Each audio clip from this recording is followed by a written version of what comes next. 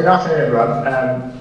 Thank you very much for inviting me to give this brief talk, and apologies I couldn't be there in person. I did miss Richard's glorious introduction, but I'm Sam, I'm a GP in the northwest of England and lecturer at the University of Manchester, and a lot of my research relates to cancer detection in primary care. And one of the main reasons is because we know in the UK that about 70 to 80% of all patients with cancer start their diagnostic journey through primary care. So this graph is slightly outdated, but it's from the cancer registry that's showing different routes to diagnosis. And the dark green line trending up over time are what are now dubbed the urgent suspected cancer referrals, where GPs see a patient with symptoms or signs that might relate to cancer and refer them urgently for diagnostic testing. And that's the most common route to diagnosis for patients with cancer in this country. The green line trending down over time is more routine GP referrals, where cancer might not be at the top of our list of differentials, but is ultimately the diagnosis. And the red line that's also trending down is emergency presentations. So these are either patients presenting to us in general practice who have symptoms that require an emergency admission, and they end up being diagnosed with cancer related to those symptoms, or they bypass primary care altogether and go straight to A&E, usually with more dramatic things like a seizure or massive bleeding or something like that. We'll point out that screening, in this country only covers sort of 7 to 8% of cancers diagnosed, and that sort of generally happens outside of primary care. So most patients with cancer, they have contact with primary care in the lead up to being diagnosed. Now, I can't see who's in the room today, but I've looked at the agenda, and obviously there's people with much more expertise than me in relation to AI research methods. Most of the research I've done would probably seem a bit analog to you guys, but I think primary care is a brilliant area to be looking at for this question for a lot of reasons. So one is we have lots of information about a patient within the health record, not only relating to what kind of things they come and see us with, but medications that they're on, test results they've had, referrals they've had to specialists, demographic data's getting better, lifestyle risk factors for cancer like smoking, drinking, BMI is all within the GP record. And because of the way NHS data is structured, we can link primary care records to other data sets. We can link it to hospital data to look at who went from seeing a GP and ended up in A&E, who got admissions for various problems that can potentially be linked back to historical data within primary care. And we can also link to other data sets, so things like the National Cancer Registry can be linked to primary care data, so we can look at what was the interaction with primary care and then how did that relate to their diagnosis of cancer and their treatment and their outcomes.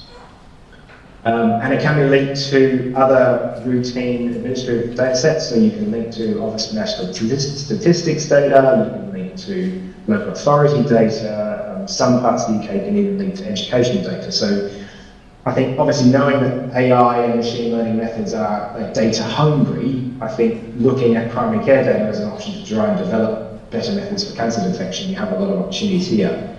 And there are some very large existing primary care data sets that can be accessed for research purposes. So the most commonly used one for cancer studies is what's called CPRD, which is the Clinical Practice Research Data Link.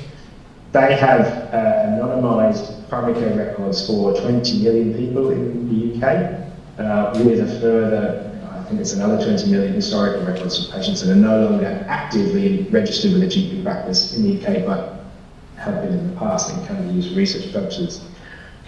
And we're starting to see larger cohort studies with primary care data available. So one of the biggest is the Biobank study in the UK of 500,000 people, where you've got all the data gathered as part of being a biobank participant, and half the biobank participants have linkage to their primary care record. So there's opportunities there as well to look at the links there and see what the opportunities are for early cancer detection.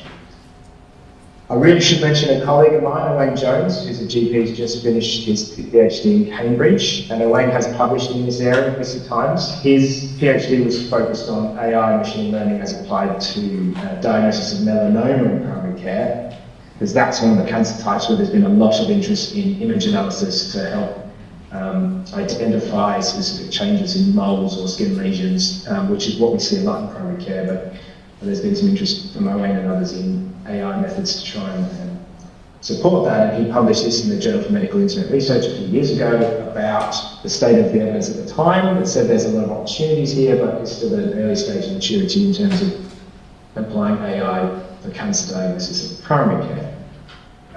He's not the only person to look at this, and I should point out that there are actually already 2 AI-driven systems that are commercially available, looking at focus on cancer detection. So See the Signs has an AI-driven symptom tool focused on primary care, trying to help GPs spot patients that might need to be sent on those urgent suspected cancer referrals.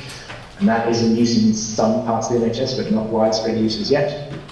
There's another machine learning system called Pinpoint that was developed by a team in Leeds in the northeast, and that looks at routine blood test results that are available in the primary care record for patients who have already been referred by the GP for urgent suspected cancer.